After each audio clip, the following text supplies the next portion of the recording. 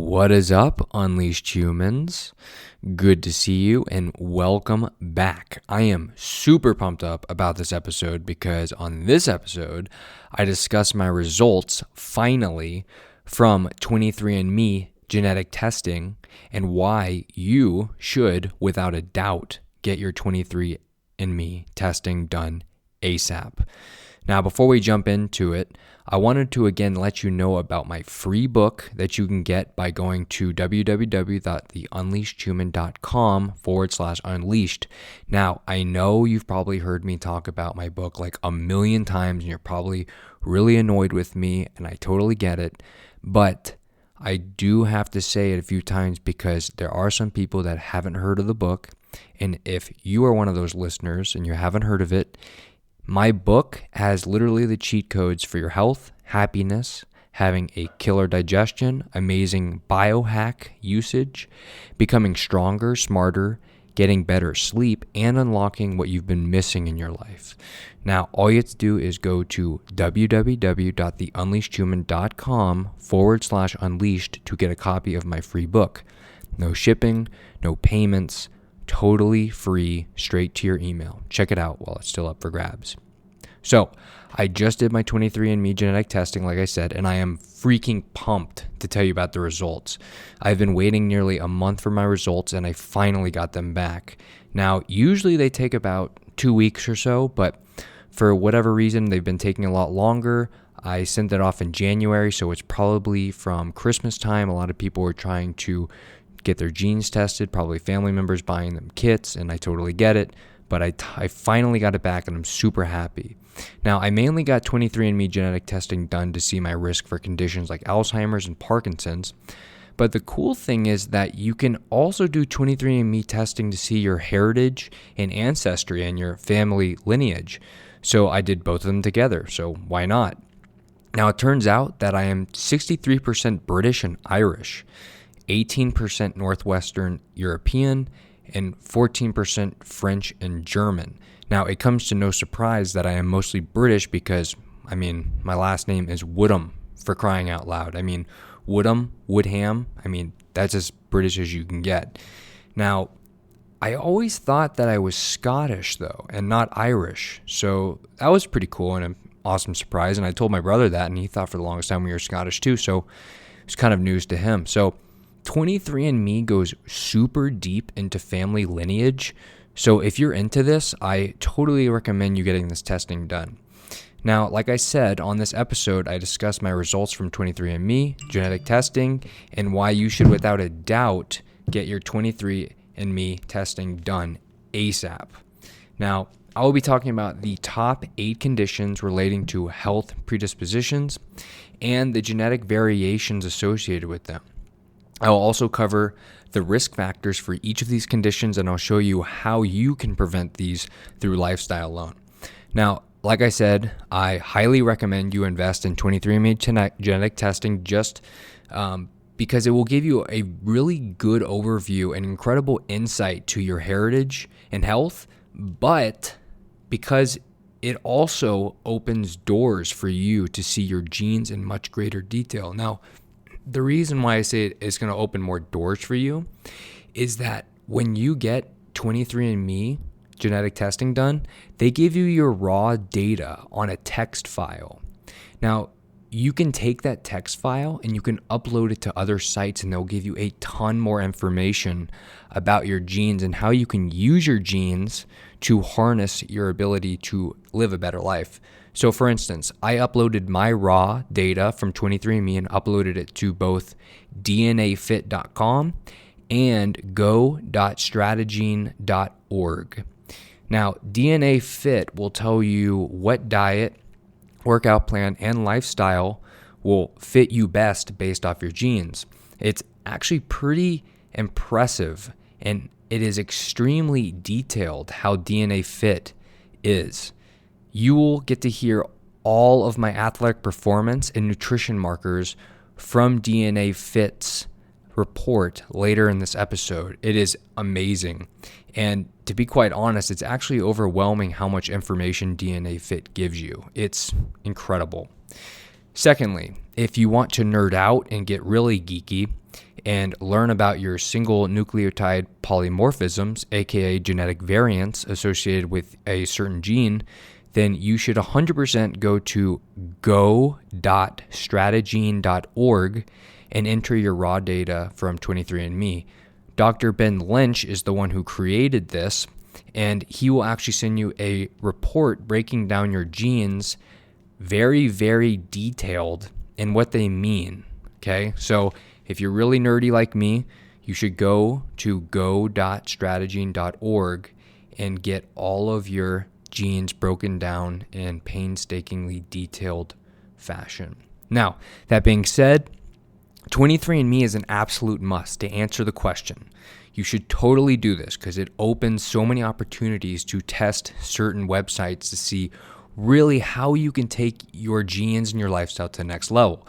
So if you've been on the fence, jump off the fence and just buy a damn 23andMe kit. I was talking to my brother the other day about this, and it's so annoying. He said, TJ, why should I get a 23andMe genetic test kit? It's going to be the same as yours.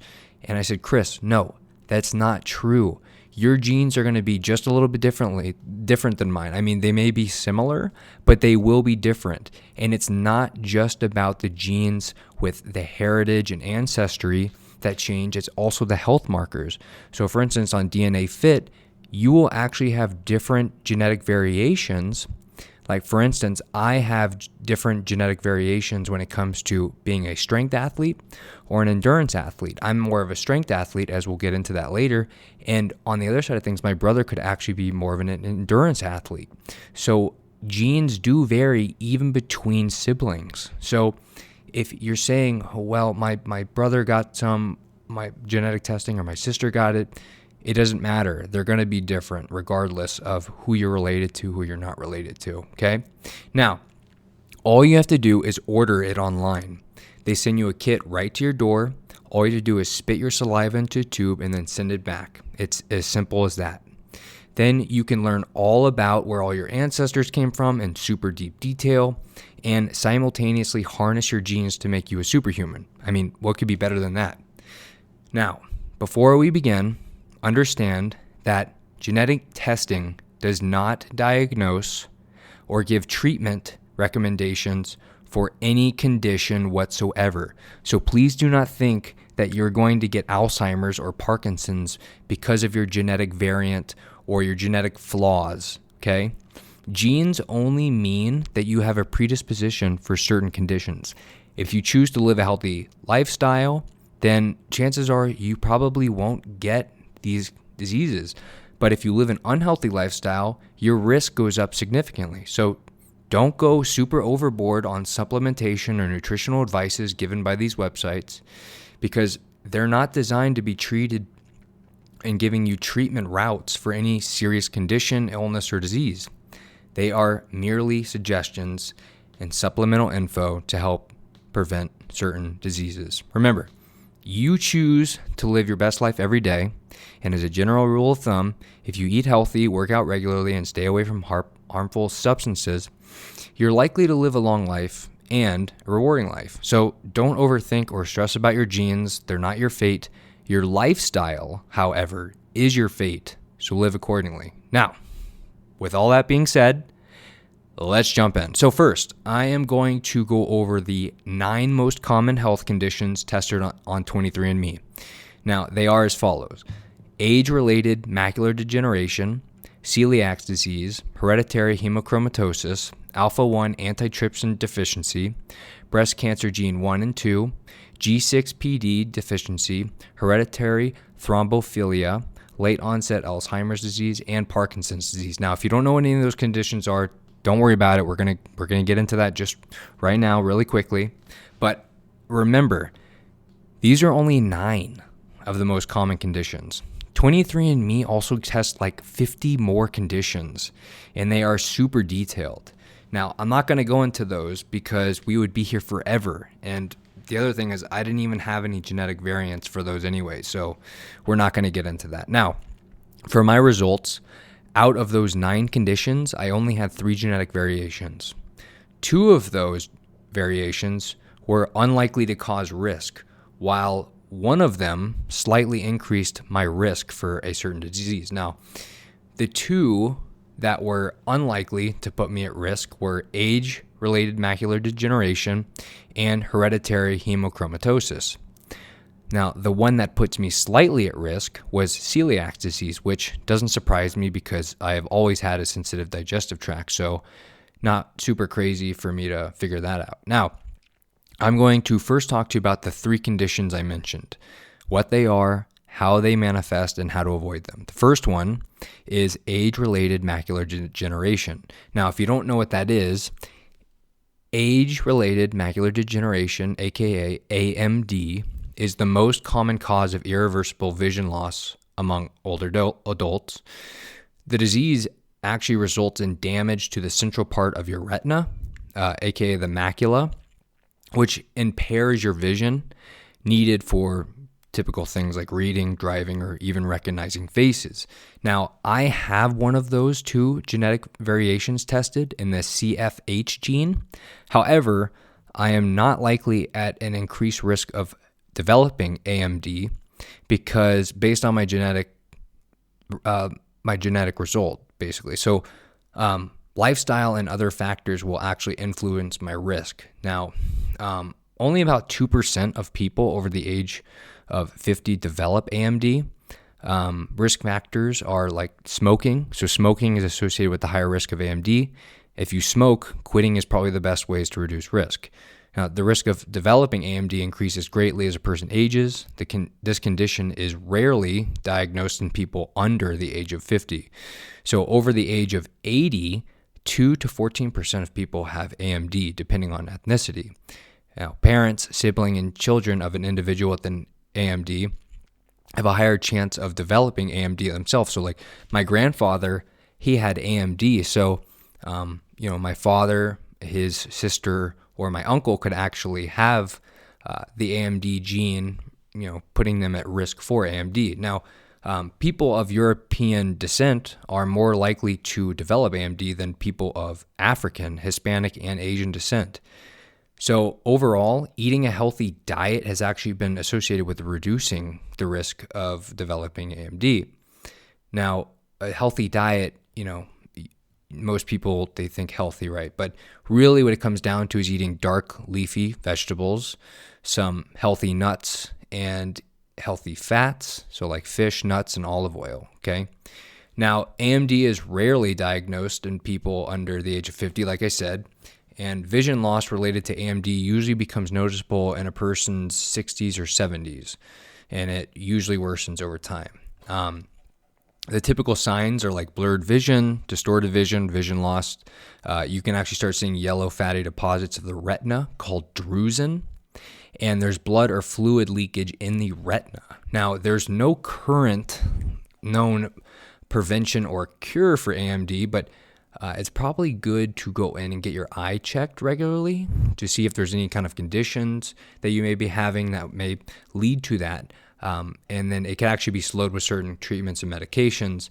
Now, that is it for AMD. We're just going to move right on to celiac disease. Now, as I mentioned, I had a variant for celiac disease. Now, celiac disease, if you don't know what it is, it's an autoimmune condition in which the consumption of gluten, which most people know what gluten is, it's found in wheat, barley, and rye, and can result in damage to the small intestine. Celiac disease can lead to both digestive and non-digestive problems. Now, this test includes two common variants associated with an increased risk of developing this condition.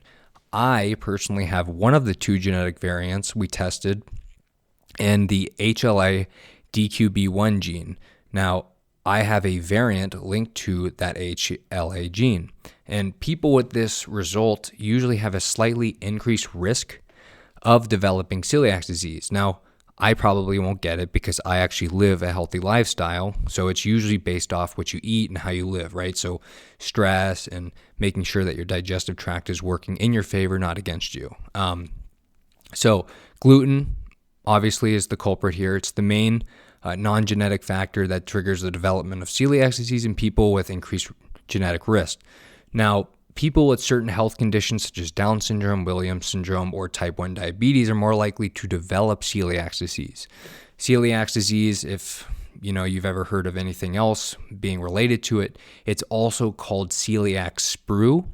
It's known as CD, gluten-sensitive enteropathy, and non-tropical sprue. Those are the other aliases. Now, celiac disease can actually develop any time from infancy to adulthood, most commonly between the ages of 10 and 40 years old. People with celiac disease symptoms usually occur after consuming gluten, which is a no-brainer. Symptoms are usually diarrhea, gas, bloating, poor appetite, skin rashes, fatigue, anemia, and headache. And celiac disease actually affects people of all ethnicities. About 1 in 100 people worldwide actually have celiac disease. Now, celiac disease can be effectively treated by removing all sources of gluten from the diet. This includes foods and drinks made with wheat, barley, and rye, as I mentioned earlier. And really, that's it for celiac disease. Not too bad. I mean, unless you are obsessed with grains, like most people, then it can certainly destroy someone's quality of life. And as I'm sure some listeners right now suffer with celiac disease regularly. Now, that being said, it's not a no-brainer. Take out gluten from your diet and you should probably be okay.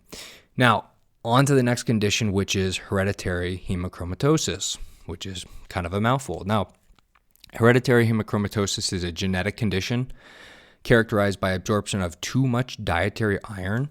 This may lead to iron overload, which can actually cause damage to the joints and certain organs like the liver, skin, heart, and pancreas. This test includes the two most common variants linked to this condition. Now, as I said, I have one of the two genetic variants tested in the HFE gene. Now, hereditary hemochromatosis is caused by certain combinations of genetic variants. People with only this variant are not likely at risk of developing iron overload related to hereditary hemochromatosis. And the actual gene, the variant, was the H63D variant in the HFE gene, and that's what was detected. Now, as I said before, hereditary hemochromatosis is actually caused by certain combinations, and only certain combinations increase the risk for iron overload. Now, although developing symptoms of iron overload related to hereditary hemochromatosis is rare in younger people, the risk increases as a person ages. Symptoms of iron overload are most often diagnosed in men between the ages of 40 and 60, and in women after the age of 60. Now, men with this condition are actually at a higher risk than women for developing symptoms of iron overload, mostly because women lose most of their iron through menstruation. And in people with hemochromatosis, the liver is at risk of damage from iron overload, and consuming large amounts of alcohol can actually lead to further liver damage. Now, consuming foods high in iron or taking certain supplements can increase the amount of iron stored in the body. For people with hemochromatosis, this may increase the chances of developing symptoms of iron overload. Now, the typical signs and symptoms of iron overload are joint and abdominal pain, fatigue and weakness, darkening of the skin, liver disease, heart disease, diabetes. And this condition is actually the most common condition in Northern European descents. Around 1 in 250 people of European descent has the genotype most commonly associated with hereditary hemochromatosis. However, only some of those people will actually go on to develop symptoms, right? Now, people with this condition are typically monitored for symptoms or complications. Iron overload related to this condition is actually treatable, and in most patients, having blood drawn on a regular basis can actually help prevent the iron buildup in the blood. And people with iron overload are encouraged to avoid drinking alcohol to minimize liver damage and to limit intake of iron-rich food. Now, I personally, in our office, we have a patient who has this condition, and when she started giving blood donations and taking blood out of herself, her condition was stabilized. She didn't have any symptoms. She felt amazing, and she even lost a lot of weight, which is really, really cool. Now, those were the three conditions that I had genetic variations with. Now, I'm going to quickly fly through the rest of the conditions that were tested. Then we're going to dive right into my DNAfit results, which you are not going to want to miss. They are so damn cool. I get so excited talking about them. Now, The first condition that I'm going to talk about that I did not have a genetic variation for was alpha-1 antitrypsin deficiency. Now, this deficiency is a genetic condition that can lead to lung and liver disease. It is caused by decreased levels of the alpha-1 antitrypsin protein, and this test includes two of the most common variants linked to this deficiency. Now, potential signs and symptoms are shortness of breath and wheezing, chronic cough, recurring lung infections, lung disease, including emphysema, liver disease, and actually including cirrhosis of the liver. So if anything like that has been nagging at you or you have a family history of that, then you may want to get your genetic testing on that. Now, the second condition is the breast cancer 1 and breast cancer 2 gene. Now, specific genetic variants in these genes are associated with an increase of developing certain cancers, including breast cancer in women and men and ovarian cancer. These variants may also be associated with an increased risk for prostate cancer and certain other cancers. This test includes 3 genetic variants in the breast cancer 1 and breast cancer 2 genes that are most common in the people of Jewish descent. However, more than 1,000 variants on breast cancer 1 and 2 genes are known to increase cancer risk. So I could still have a variant not included in this test. Now, in addition, most cases of male breast cancer and prostate cancer are not caused by inherited variants. So men without this variant are still at risk for developing these cancers. So I could still get cancer even though I don't have this genetic variant. Now, in general, in the population, about 1 in 9 men develop prostate cancer during their lifetime, and about 1 in 800 men develops male breast cancer. Yes, men can get breast cancer, so it's not out of the question. Overall, to decrease your risk of cancer, just maintain a healthy body weight. Avoid exposure to harmful chemicals, eat organic veggies, and grass-fed meats. Live your best life, and your chances for getting cancer go down significantly. Now, the next condition on the list is the G6PD deficiency. Now, this is a common genetic condition caused by defects in an enzyme called glucose 6-phosphate dehydrogenase, or G6PD. This enzyme helps protect red blood cells from damage. Now, in people with this deficiency, red blood cells are destroyed upon exposure to certain environmental triggers, which can actually lead to episodes of anemia. This test includes the most common variant linked to the G6PD deficiency, most commonly found in African descent. Now, because it's a genetic condition, this deficiency is actually present at birth. And people with the condition typically don't develop symptoms unless they are exposed to certain triggering factors. Now, some of these people with this actually don't ever develop symptoms, but certain signs and symptoms are anemia, dark urine, fatigue, pale skin, shortness of breath, and even jaundice, which is yellowing of the skin and eyes. Now, approximately 400 million people worldwide have a G6PD deficiency, and the condition, as I mentioned, most frequently occurs in people of African descent, even in Asian descent in the Middle East, and even in the Mediterranean. And 1 in 10 African American men have a G6PD deficiency. Now, because of the way it's inherited, men are more likely to have this condition than women. And people with this deficiency don't actually require treatment. They actually often manage their condition by avoiding certain medications and foods that may actually trigger symptoms. And if a person is exposed to a trigger and develops anemia, symptoms usually clear up on their own. However, in some cases, patients actually may need a blood transfusion. Now, on to the next condition is hereditary thrombophilia. Now, hereditary thrombophilia is a predisposition to developing harmful blood clots. These harmful blood clots most commonly form in the legs and can actually travel to the lungs. This test includes 2 of the most common variants linked to hereditary thrombophilia. Now, the major risk factor is actually undergoing major surgery, which increases a person's risk for developing harmful blood clots. And these harmful blood clots are actually rare in people younger than 30, but they can become more likely as people age. And the other risk factor is that long periods of not moving, such as long distance travel, like being on an airplane or being bedridden, can actually increase a person's risk for harmful blood clots, clots like DVT, aka deep vein thrombophlebitis. And women who are using oral contraceptives containing estrogen are at an increased risk for harmful blood clots as well. And being obese can actually increase a person's chance for developing harmful blood clots. Now, hereditary thrombophilia is a predisposition to developing blood clots, as I mentioned, and these blood clots are generally known as venous thromboembolisms, aka VTEs.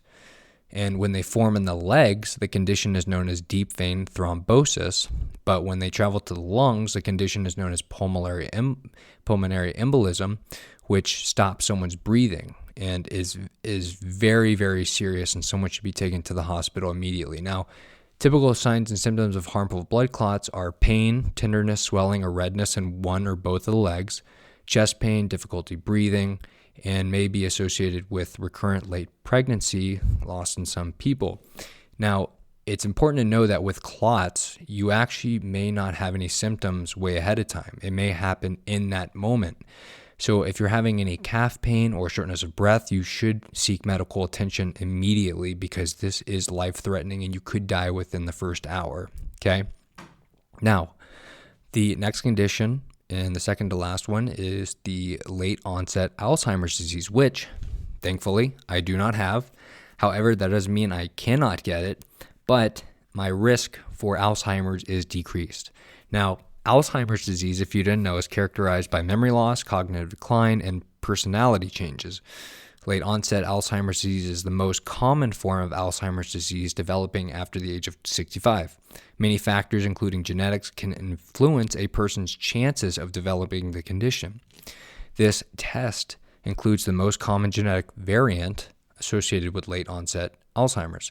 Now, my results, as I said, they show that I don't have the E4 variant of the ApoE gene, but there is still a chance of developing Alzheimer's disease. And studies estimate that, on average, a man of European descent has a 3% chance of developing Alzheimer's disease by age 75, and an 11% chance by age 85.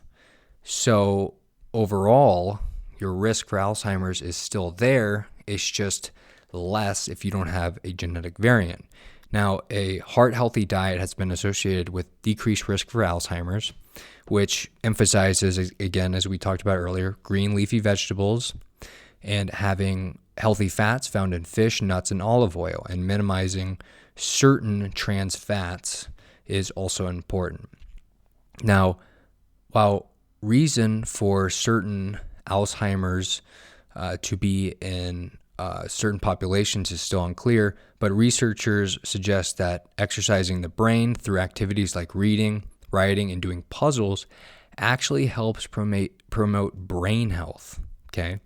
So exercise your brain, do more things that taxes your brain in a healthy way, and your risk for Alzheimer's will actually go down, because by using your brain, increasing more blood flow will actually help you. Now, typical signs and symptoms, as we said earlier, memory loss that worsens over time, mood and personality changes, trouble planning or solving problems, confusion with places or times, and difficulty performing daily life activities. So there's currently no prevention or cure for Alzheimer's, and some medications may be used to delay or ease symptoms. However, there is a prevention for Alzheimer's. It's to not be a slob, okay? So live healthy, live your best self, eat healthy, go work out, exercise your brain, do puzzles. I mean, it's not that hard, really. I mean, to make sure that you don't get Alzheimer's, you really just need to focus in on what matters to you most. Does health matter to you? Because if it does, then you'll probably live a better, healthier, happier life. So focus on the things that matter now, which is your health, and it'll extend your life, but not only extend your life, but it'll allow you to be healthy into old age, okay? Now, the last condition is Parkinson's disease, which is characterized by a tremor, muscle stiffness, and problems with movement. Many factors, including genetics, can actually influence a person's chances of developing Parkinson's disease. However, there is still a chance of developing Parkinson's disease even though I don't have a variant for it. And about 1 in 100 people develop Parkinson's disease during their lifetime, typically after the age of 55, and most cases of Parkinson's disease do not have a genetic cause. Keep in mind that other factors will also influence your risk. Now, men have a higher chance of developing Parkinson's disease than women, perhaps due to both biological and lifestyle factors. Exposure to certain chemicals increases the risk of developing Parkinson's disease. These include chemicals used in agriculture, such as pesticides. And as I mentioned, Parkinson's disease typically develops in adulthood after the age of 55 years. And typical signs are tremors, which, if you don't know what tremors are, it's when you see someone's hand shaking while at rest. It includes muscle stiffness, slow movements, problems with balance, and memory loss in some cases. Now, Parkinson's disease affects people of all ethnicities. About 1 in 100 people develop, as I mentioned earlier, during their lifetime. Now, there's currently no prevention or cure. They're right, there's no cure, but there is a prevention. It's living a good life, right, as I mentioned earlier. Certain medications actually may be used. Speech, physical, and occupational therapies may also help with symptom management.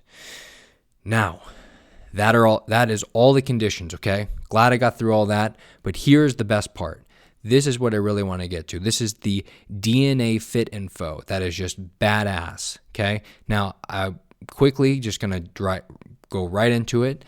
Now, I'm going to refresh you by saying that by taking your raw data from 23andMe, you can upload your DNA to DNAfit.com, and they will tell you a whole bunch of things regarding your athletic performance and ability. They will also give you a nutrition plan based off the foods that you should eat or foods to stay away from based off your genes, which is freaking badass.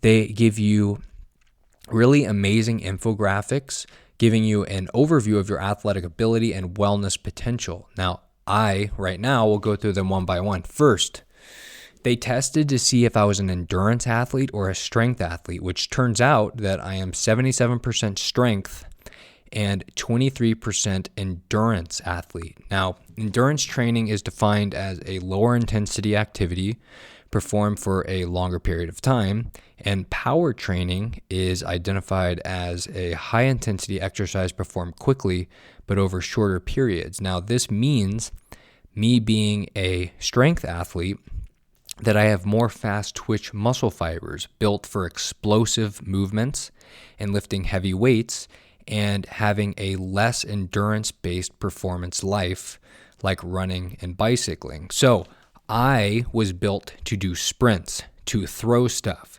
to run like the wind, and just care about nothing else in my path. And it's funny because I've always been this way. I've always just loved having massive bursts of energy and just throwing stuff. All my friends can tell you that as I was a kid, I would just throw things. I would throw it as hard as I could. And I just love sprinting. I've always loved just throwing stuff around. And so it totally makes sense that I would be more of a strength athlete than endurance athlete. Now, that doesn't mean that I haven't been able to run long distances. However, I've only really ran 3 miles at a time running, but I never really pushed the envelope to go any further because really I just got bored of it. I mean, I'd rather just take a sledgehammer and hit stuff or sprint or just flip a tire or do something explosive, because to me, I think that's badass. So this really hit home with me, which is really, really cool. Now, second, they tested VO2 max, which measures the maximum or optimum rate at which any individual's body can effectively use oxygen during exercise. It is commonly used as a way of measuring a person's individual aerobic ability and is an extremely popular measure of performance amongst endurance athletes. My VO2 max was measured as a medium level performance, which is in the middle of low and high performance, which, I didn't really like that. And the thing is, in order to make the most of my natural VO2 max capacity, I will actually need to cross-train by consistently including both endurance and power activities in my training program. So I'm going to have to do things like doing occasional extended runs or doing bicycling between weightlifting days to make sure that I'm also getting my endurance training days in there. Now, the third thing that was tested was recovery after workouts. Some people are lucky enough to recover very quickly and ready to exert themselves again after very little rest, whereas others don't seem to bounce back quite as fast, needing a longer break between hard training bouts. Now, research has shown that certain genetic variants infer a delayed recovery from hard exercise training, and those with these markers should take extra care with their training plan and nutrition strategy. But my genes showed that I am genetically wired to recover fast after workouts, which is pretty badass, and I totally support that finding because I've always been really quick to recover, and I don't really have too much muscle soreness. Now, don't get me wrong, I do usually have a few days after a hard workout where my muscles are in fatigue, but I usually bounce back pretty quickly, and after almost every 2 to 3 days, I feel stronger and I up my weight almost every time. So I've always been really good with recovery in that aspect. Now, the fourth measurement was injury risk. And although, of course, injury is always a default risk when undertaking any form of exercise, some people actually appear to be more predisposed to injury than others. And some of this is based on genetics. And scientific evidence has shown that certain genetic variations can affect injury risk. And my genetic result indicated that I have an overall higher than average risk of sports-related soft tissue injury. Now, this could be from genetic markers assessing that I might be more prone to inflammation in general. However, I have not actually experienced any significant injury as an athlete playing baseball my whole life. So I may be taking good care of my body in general. And, like I said, genes don't write your future or fate. So by taking care of yourself, you really could bypass any of these poor genes that you may have. So that's a just prime example right there. Now, on the diet side, as I mentioned earlier, DNAfit also gives you an entire guide talking about what foods you should eat, what foods you should stay away from, things that alter your ability to thrive and digest certain things. So on the diet side of things, many things were tested and were really super cool to find out. So for instance, I found out that I have a high response to carbohydrates like breads because they spike my blood glucose very rapidly compared to the average person, meaning that I should stay away from refined carbohydrates and sugars stripped of their natural form, which I thought was really cool. Now, I also found out that I can tolerate saturated fats very well and I can digest them without issue. However, I am talking about healthy saturated fats that come from organic meats, grass-fed butters, and oils and of the liking. So with those, I typically digest them pretty well based off my genes, which I thought was really awesome. Now, I found out that I am not lactose intolerant and my digestive tract can actually handle dairy products. However, this does not mean that I am not allergic to dairy. Listen very carefully. You can still be allergic to dairy and be tolerant to dairy. They are two different things. Last time I checked, I was actually allergic to dairy very mildly, so I actually try to limit dairy even though I'm not lactose intolerant, okay? Understand that. Now, as I mentioned earlier, I have a genetic variant related to celiac disease, and DNAfit solidified this finding by mentioning that I have a medium risk for celiac disease and that I should avoid gluten and grains as much as I can, which makes sense, as I said earlier, because I've always had issues with digestion. So this is really cool that not only 23andMe found it, but also DNAfit found that I have issues with celiacs and grains. So really cool that those cross-correlated. Now, I also found out that my caffeine intolerance and sensitivity was not so great, meaning that while a moderate amount of caffeine is usually harmless, in some people, excessive caffeine can actually cause things like anxiety, insomnia, headaches, and stomach irritation. And for some people, excess caffeine intake has also been linked to high blood pressure. And my genetic result showed a slow version of the enzyme for caffeine metabolism and one copy for the rapid version, which results in an intermediate caffeine metabolizer. Thus, I was actually advised to limit consumption of coffee, and caffeine actually will linger longer inside of me and will actually affect my sleep. So I found that pretty interesting, which, I'm not super surprised because caffeine kind of does get to me. It makes me feel great, but sometimes I feel as if I need more when I start coming out of the caffeine high.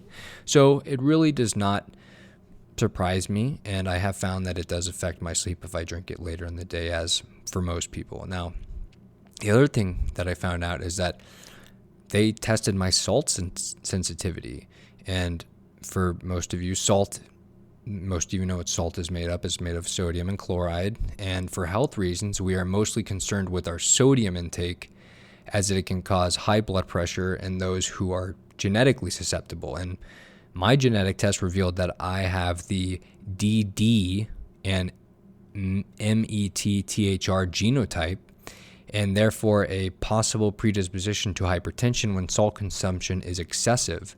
So I'm advised to limit my salt intake to a maximum of 5.5 grams a day, which is about 2.2 grams per day of sodium. So interesting to find that out. Now, I found out that my ability to utilize antioxidants and neutralize free radicals is outstanding. In other words, my genetic test results did not indicate a reduced capacity to neutralize free radicals, aka cancer-causing molecules. Now, it's important to note that dietary antioxidants are very important sources of protection from free radicals and other types of antioxidant stress. Now, the things like vitamin C and vitamin A, vitamin E, selenium, and adequate levels of glutathione are very important to have to stave off any kind of free radical or oxidative stress type molecule. So taking adequate amounts of those will definitely help, although I do not have a genetic predisposition to decreased antioxidant production. Now, I found out that my ability to metabolize omega-3 fatty acids is actually also outstanding. And if you don't know what omega-3s are, they are a type of essential fatty acid that we need in lowering blood fats, helping reduce rheumatoid arthritis, and having an effective anti-inflammatory effect in our body. So doing really well on the omega-3s.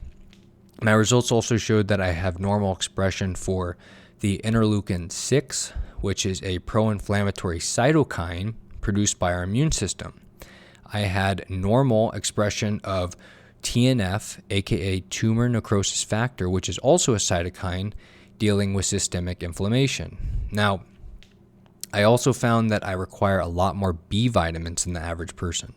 Our nervous system, digestion, and red blood cells depend on B vitamins to maintain normal function in our day-to-day life, from how our body uses our food to create energy to forming red blood cells. And I found that I have the heterozygous 677CT version of the MTHFR gene that has been associated with increased homocysteine levels when dietary intake of folic acid is too low. Now, the reduced activity can be compensated by me just taking increased dietary folic acid, and vitamin B6 and B12. So with me, I'm going to have to take more B complex type vitamins. Now, I also found that I need more vitamin D than most people. And vitamin D helps us maintain normal blood levels of calcium, and it strengthens our bones. Now, although it's found in certain foods, our skin also creates vitamin D when we are exposed to sunlight. You all know that. You should all know that because I've said that on my other podcast episodes and in my book like a million times. But the problem is a lot of us living in colder climates like myself, I'm in freaking Wyoming. It's like -5 right now. Taking in enough sunshine each day is actually not that possible because it's so freezing outside. And without adequate vitamin D, we may be at risk for osteoporosis and several other pathologies related to the functions of this vitamin.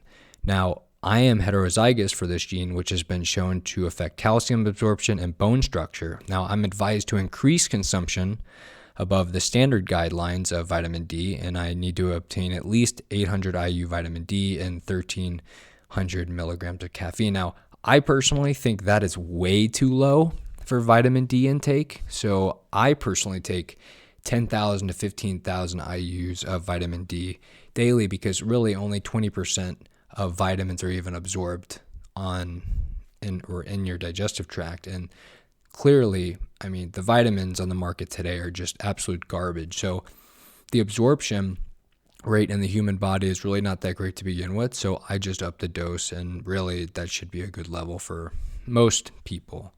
Okay. So I don't 100% recommend that for everybody. You should always advise your medical doctor or your healthcare provider before doing anything of that nature. Now, lastly, I found that my detoxification ability was labeled as so-called fast. Now, when we talk about detoxification, we're not talking about doing a fast or anything like that, or a juice detox. No, that's not what I'm talking about. We're talking about the body's actual biological process that takes place in the liver. This affects our personal ability to detoxify harmful chemicals taken on in our diets. So for me, having a fast detoxification process means that it's advised for me to limit my consumption of grilled or smoked meats to 1 to 2 servings per week, or probably none at all, because smoked meats are just bad for everybody. Doesn't even matter if your genes tell you that. They're not good for anyone. Now, smoked meats are bad because when we smoke meats, smoke smothers the meats with free radicals, and it's harmful to ingest on a regular basis. Now, that was just scratching the surface on what DNAfit will do for you. Like, I'm not even kidding you. DNAfit gives you so much stuff, and so does 23andMe. It's absolutely absurd. DNAfit will write up an entire nutrition plan based off your genes and your food preferences. It'll literally ask you what foods that you don't like, or which foods that you have allergies to, and it'll ask you to mark off those foods, and then it'll randomly generate meals for you based off your suggestions and based off your genes. It's amazing. It is seriously insane how much detail they put into this. They not only give you the entire meal plan, but they give you a full workout regimen and how to work out based off your genes as well. This is game changing. They even ask for your fitness goals and what you intend on achieving, so that they can tailor make a workout plan just for your needs. Now, in my opinion, it's 100% worth it to do this. Both 23andMe and DNAfit. It's absolutely amazing what they're giving you. It is seriously the most detailed lifestyle plan I've ever seen. And this was just a fraction of the information 23andMe and DNAfit gives you. I'm telling you right now, you are going to want to get these tests.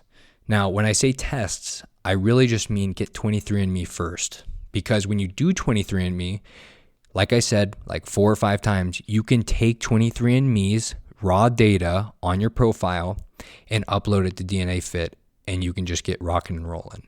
DNAfit will charge you a small fee so that they can do their analysis on your genes, but it's like nothing. Now, this will change your perspective on health and being healthy in general. Again, genetic testing does not diagnose or give treatment recommendations for any condition. So please do not think you're going to get Alzheimer's or Parkinson's from your genetic variants that you receive from these testings. Again, I'm going to say genes only mean that you have a predisposition to certain conditions if you live an unhealthy lifestyle. So live healthy, and you probably won't get these, okay? Now, do not go overboard on supplementation or nutritional advices given by 23andMe and even DNAfit. These websites are merely designed to give you other options to steer you away from serious illnesses or diseases, okay? It's not there to cure anything at all. They're merely there to help prevent, okay? Now, remember, You choose to live your life to the best ability every day. As a general rule, as I said, if you eat healthy, work out regularly, and stay away from harmful substances, then you are likely to live a long and rewarding life. Don't overthink or stress about your genes. They're not your fate. Your lifestyle is your fate. So live the way that your body deserved to be lived, okay? Now, with that being said, go get your genes tested and live your best life, okay? It's totally worth it, 100%. I would do it again, okay?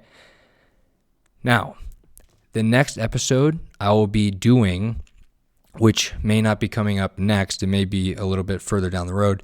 The next episode I will be doing regarding genes, for that matter, and wellness, will be reviewing my microbiome via a stool sample, aka poop.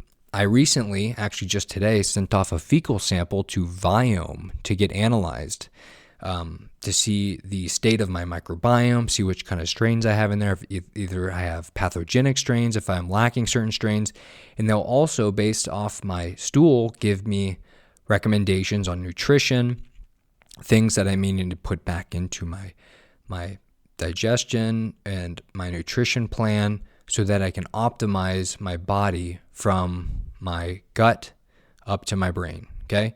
Now, I super cannot wait for that. It's going to be amazing. And like I said, I'm going to share everything with you guys when it comes back. So that is it for me on this episode. I want to, again, say if you enjoyed today's interview, or if you're enjoying the hour-long episodes that I'm doing packed with research and new advances in my own experiences like I did today, I would be so appreciative if you left a review and a rating and even shared this with your friends and family so you guys can actually do your genetic testing together, because you can cross-link your genes with your family so you can actually see your lineage and the genes that you share with your family members, which is why I want to get my parents on board and my brother on board, because it's going to be really cool to see everybody's together. Now, I put a ton of time into making these episodes, and it would mean so much to me if you just gave me some feedback. If you want to reach out to me personally, I would love to help wherever and whenever I can. Message me on Instagram at The Unleashed Human, and I will personally help you out with anything you have going on, whether that's losing weight, better sleep, better headspace, getting stronger in the gym, cleaning up your diet, or even just saying hello to me. I'm always here to help out. So lastly, if you haven't already, you can literally right now go get my free book. It's seriously free. Free. No shipping, no waiting. It's emailed directly to you. All you have to do is go to www.theunleashedhuman.com/unleashed to get your free copy of The Unleashed Human. Until then, take care of yourself and always strive to become an unleashed human. Talk to you soon. Love you guys.